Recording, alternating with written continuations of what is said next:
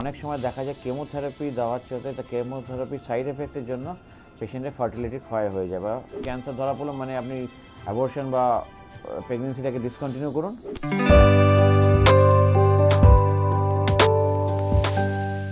নমস্কার, welcome to ডাক্তারবাবু YouTube channel. আমি doctor Shubhadeep Chakraborty, consultant surgical oncologist, robotic cancer surgeon, Apollo multi speciality hospital, Kolkata. আজকের আমাদের আলোচনার বিষয় ফার্টিলিটি ইন ক্যান্সার। মানে ক্যান্সার ট্রিটমেন্ট যেমন জানি শুধু সার্জারি নয়, সার্জারি, রেডিয়েশন, কেমোথেরাপি, এই তিন স্তম্ভের উপর দাঁড়িয়ে হয়। এবং অনেক সময় দেখা যায় কেমোথেরাপি দেওয়ার সাথে কেমোথেরাপি সাইড এফেক্টের জন্য পেশেন্টের ফার্টিলিটি ক্ষয় হয়ে যায় বা ফার্টিলিটি হারিয়ে যায়।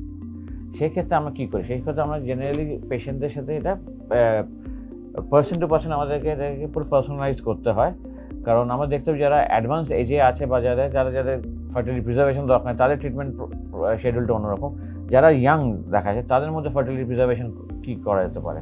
অনেক সময় আজকাল দেখতে পাচ্ছি যে স্তন ক্যান্সারের যে আমাদের ভারতবর্ষে বা আমাদের পশ্চিমবঙ্গে দেখা যায় ইয়াং মানে কম বয়সী মহিলাদের মধ্যে ক্যান্সারটার প্রকোপ বাড়ছে।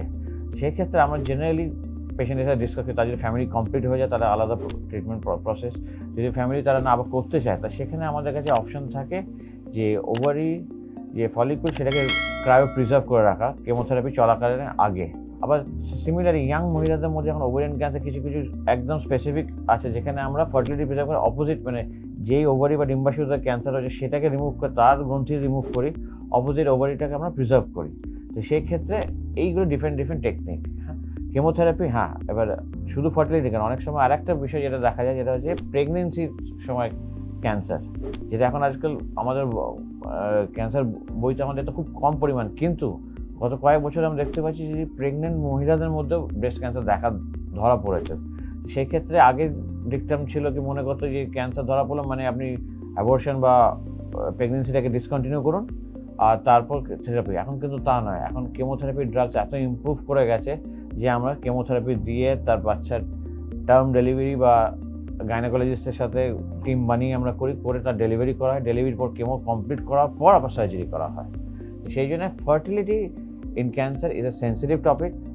আপনার যখনই কোনো ডাউট হবে আপনি বসে খুলে আপনার সার্জন, আপনার মেডিকেল অঙ্কোলজিস্ট বা আপনার রেডিয়েশন অঙ্কোলজিস্ট ডিসকাস করুন। আপনার কী এক্সপেকটেশনস আছে সেই অনুযায়ী আপনার ট্রিটমেন্ট শিডিউলটাকে আমরা পার্সোনালাইজ করে এগোবো। ধন্যবাদ। আজকের জন্য আলোচনা আমরা এখানেই শেষ করছি।